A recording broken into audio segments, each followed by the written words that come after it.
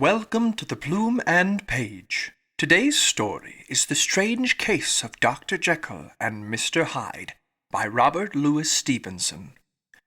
Search for Mr. Hyde. That evening Mr. Utterson came home to his bachelor house in sombre spirits, and sat down to dinner without relish. It was his custom of a Sunday, when this meal was over, to sit close by the fire, a volume of some dry divinity on his reading desk, until the clock of the neighbouring church rang out the hour of 12, when he would go soberly and gratefully to bed. On this night, however, as soon as the cloth was taken away, he took up a candle and went into his business room. There he opened his safe, took from the most private part of it a document endorsed on the envelope as Dr. Jekyll's will, and sat down with a clouded brow to study its contents. The will was holograph, for Mr. Utterson, though he took charge of it now that it was made, had refused to lend the least assistance in the making of it. It provided not only that, in case of the decease of Henry Jekyll, M.D., D.L.C., L.L.D., F.R.S., etc., all his possessions were to pass into the hands of his friend and benefactor, Edward Hyde, but that in case of Dr. Jekyll's disappearance or unexplained absence for any period exceeding 3 calendar months, the said Edward Hyde should step into the said Henry Jekyll's shoes without further delay, and free from any burden or obligation beyond the payment of a few small sums to the members of the doctor's household. This document had long been the lawyer's eyesore. It offended him both as a lawyer and as a lover of the sane and customary sides of life, to whom the fanciful was the immodest.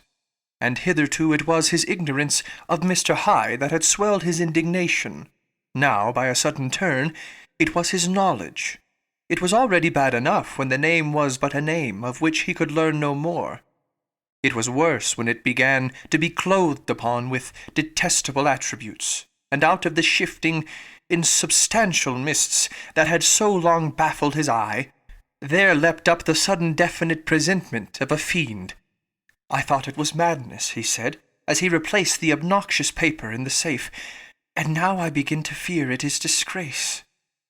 With that he blew out his candle, put on a greatcoat, and set forth in the direction of Cavendish Square, that citadel of medicine, where his friend, the great Dr. Lanyon, had his house and received his crowding patients. If anyone knows, it will be Lanyon, he had thought. The solemn butler knew and welcomed him. He was subjected to no stage of delay, but ushered direct from the door to the dining-room, where Dr. Lanyon sat alone over his wine. This was a hearty, healthy, dapper, red-faced gentleman, with a shock of hair prematurely white, and a boisterous and decided manner. At sight of Mr. Utterson, he sprang up from his chair and welcomed him with both hands. The geniality, as was the way of the man, was somewhat theatrical to the eye, but it reposed on genuine feeling, for these two were old friends, old mates both at school and college, both thorough respecters of themselves and of each other, and what does not always follow, men who thoroughly enjoyed each other's company. After a little rambling talk, the lawyer led up to the subject which so disagreeably preoccupied his mind. "I suppose, Lanyon," said he, "you and I must be the two oldest friends that Henry Jekyll has?" "I wish the friends were younger," chuckled Dr. Lanyon, "but I suppose we are. And what of that? I see little of him now." "Indeed?" said Utterson. "I thought you had a bond of common interest." "We had," was the reply. "But it was more than 10 years since Henry Jekyll became too fanciful for me. He began to go wrong in mind. And though of course I continue to take an interest in him for old sakes' sake, as they say, I see and I have seen devilish little of the man." "Such unscientific balderdash," added the doctor, flushing suddenly purple, "would have estranged Damon and Pythias." This spirit of temper was somewhat of a relief to Mr. Utterson. They have only differed on some point of science, he thought, and being a man of no scientific passions, except in the matter of conveyancing, he even added, "It is nothing worse than that." He gave his friend a few seconds to recover his composure, and then approached the question he had come to put. Did you ever come across a protégé of his, one Hyde?" he asked. "Hyde?" repeated Lanyon. "No, never heard of him since my time." That was the amount of information that the lawyer carried back with him to the great dark bed on which he tossed to and fro until the small hours of the morning began to grow large. It was a night of little ease to his toiling mind, toiling in mere darkness and besieged by questions. 6 o'clock struck on the bells of the church that was so conveniently near to Mr. Utterson's dwelling, and still he was digging at the problem. Hitherto it had touched him on the intellectual side alone, but now his imagination also was engaged, or rather enslaved. And as he lay and tossed in the gross darkness of the night and the curtained room, Mr. Enfield's tale went by before his mind in a scroll of lighted pictures. He would be aware of the great field of lamps of a nocturnal city, then of the figure of a man walking swiftly, then of a child running from the doctor's. And then these met, and that human juggernaut trod the child down and passed on regardless of her screams. Or else he would see a room in a rich house, where his friend lay asleep, dreaming and smiling at his dreams, and then the door of that room would be opened, the curtains of the bed plucked apart, the sleeper recalled, and lo, there would stand by his side a figure to whom power was given, and even at that dead hour he must rise and do its bidding. The figure in these two phases haunted the lawyer all night, and if at any time he dozed over, it was but to see it glide more stealthily through sleeping houses, or move the more swiftly and still the more swiftly, even to dizziness, through wider labyrinths of lamplighted city, and at every street corner crush a child and leave her screaming. And still the figure had no face by which he might know it. Even in his dreams it had no face, or one that baffled him and melted before his eyes. And thus it was that there sprang up and grew apace in the lawyer's mind a singularly strong, almost an inordinate curiosity to behold the features of the real Mr. Hyde. If he could but once set eyes on him, he thought the mystery would lighten and perhaps roll altogether away, as was the habit of mysterious things when well examined. He might see a reason for his friend's strange preference or bondage, call it which you please, and even for the startling clause of the will. At least it would be a face worth seeing, the face of a man who was without bowels of mercy, a face which had but to show itself to raise up, in the mind of the unimpressionable Enfield, a spirit of enduring hatred.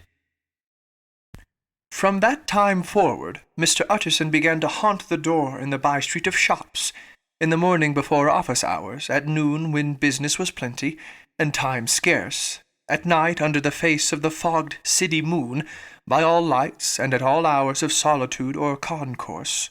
The lawyer was to be found on his chosen post. If he be Mr. Hyde, he had thought, I shall be Mr. Seek.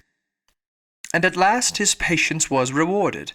It was a fine dry night, frost in the air, the streets as clean as a ballroom floor, the lamps unshaken by any wind, drawing a regular pattern of light and shadow. By 10 o'clock, when the shops were closed, the by-street was very solitary and, in spite of the low growl of London from all round, very silent. Small sounds carried far. Domestic sounds out of the houses were clearly audible on either side of the roadway, and the rumour of the approach of any passenger preceded him by a long time. Mr. Utterson had been some minutes at his post, when he was aware of an odd light footstep drawing near. In the course of his nightly patrols, he had long grown accustomed to the quaint effect with which the footfalls of a single person, while he is still a great way off, suddenly spring out distinct from the vast hum and clatter of the city. Yet his attention had never before been so sharply and decisively arrested, and it was with a strong superstitious prevision of success that he withdrew into the entry of the court. The steps drew swiftly nearer, and swelled out suddenly louder as they turned the end of the street. The lawyer, looking forth from the entry, could soon see what manner of man he had to deal with. He was small, and very plainly dressed, and the look of him, even at that distance, went somehow strongly against the watcher's inclination. But he made straight for the door, crossing the roadway to save time, and as he came, he drew a key from his pocket like one approaching home. Mr. Utterson stepped out and touched him on the shoulder as he passed. "Mr. Hyde, I think?" Mr. Hyde shrank back with a hissing intake of breath, but his fear was only momentary. And though he did not look the lawyer in the face, he answered coolly enough, "That is my name. What do you want?" "I see you are going in," returned the lawyer. "I am an old friend of Dr. Jekyll's, Mr. Utterson of Gaunt Street. You must have heard of my name, and meeting you so conveniently, I thought you might admit me." "You will not find Dr. Jekyll. He is from home," replied Mr. Hyde, blowing in the key. And then suddenly, but still without looking up, "How did you know me?" he asked. "On your side," said Mr. Utterson. "Will you do me a favor?" "With pleasure," replied the other. "What shall it be?" "Will you let me see your face?" asked the lawyer. Mr. Hyde appeared to hesitate, and then, as if upon some sudden reflection, fronted about with an air of defiance, and the pair stared at each other pretty fixedly for a few seconds. "Now I shall know you again," said Mr. Utterson. "It may be useful." "Yes," returned Mr. Hyde. "It is as well we have met. And apropos, you should have my address." And he gave a number of a street in Soho. "Good God," thought Mr. Utterson, "can he too have been thinking of the will?" But he kept his feelings to himself, and only grunted in acknowledgment of the address. "And now," said the other, "how did you know me?" "By description," was the reply. "Whose description?" "We have common friends," said Mr. Utterson. "Common friends," echoed Mr. Hyde, a little hoarsely. "Who are they?" "Jekyll, for instance," said the lawyer. "He never told you!" cried Mr. Hyde with a flush of anger. "I did not think you would have lied." "Come," said Mr. Utterson, "this is not fitting language." The other snarled aloud in a savage laugh, and the next moment, with extraordinary quickness, he had unlocked the door and disappeared into the house. The lawyer stood a while when Mr. Hyde had left him, the picture of disquietude. Then he began slowly to mount the street, pausing every step or two and putting his hand to his brow like a man in mental perplexity. The problem he was thus debating as he walked was one of a class that is rarely solved. Mr. Hyde was pale and dwarfish. He gave an impression of deformity without any nameable malformation. He had a displeasing smile. He had borne himself to the lawyer with a sort of murderous mixture of timidity and boldness, and he spoke with a husky, whispering, and somewhat broken voice. All these were points against him, but not all of these together could explain the hitherto unknown disgust, loathing, and fear with which Mr. Utterson regarded him. "There must be something else," said the perplexed gentleman. "There is something more, if I could find a name for it. God bless me, the man seems hardly human. Something troglodytic, shall we say? Or can it be the old story of Dr. Fell? Or is it the mere radiance of a foul soul that thus transpires through and transfixes its clay continent? The last, I think. For oh, my poor old Harry Jekyll, if ever I read Satan's signature upon a face, it is on that of your new friend." Round the corner from the by-street there was a square of ancient, handsome houses, now for the most part decayed from their high estate, and let in flats and chambers to all sorts and conditions of men, map engravers, architects, shady lawyers, and the agents of obscure enterprises.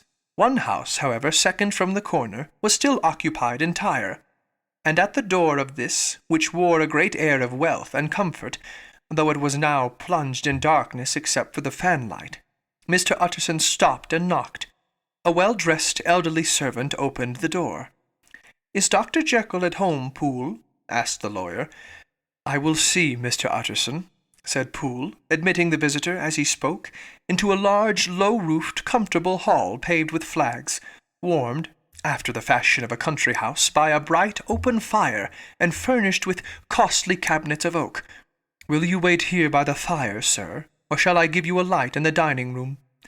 "Here, thank you," said the lawyer, and he drew near and leaned on the tall fender.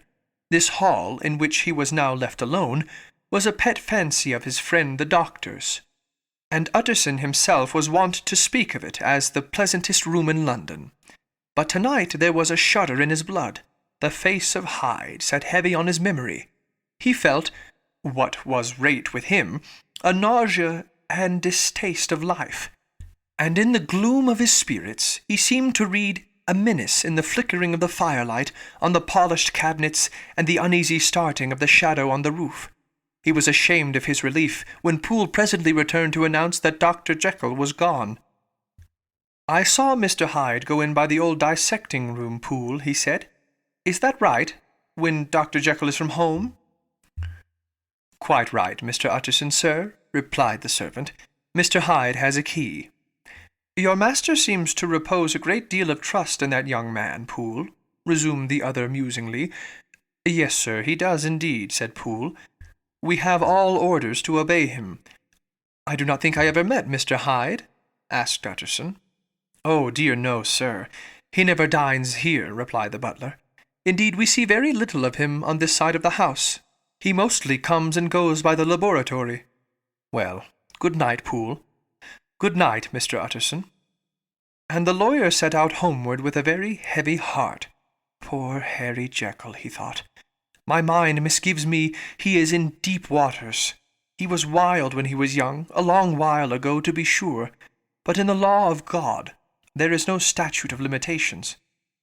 Aye, it must be that, the ghost of some old sin, the cancer of some concealed disgrace. Punishment coming, pede claudo, years after memory has forgotten and self-love condoned the fault." And the lawyer, scared by the thought, brooded a while on his own past, groping in all the corners of memory, lest by chance some jack-in-the-box of an old iniquity should leap to light there. His past was fairly blameless. Few men could read the rolls of their life with less apprehension. Yet he was humbled to the dust by the many ill things he had done, and raised up again into a sober and fearful gratitude by the many he had come so near to doing yet avoided. And then by a return of his former subject, he conceived a spark of hope.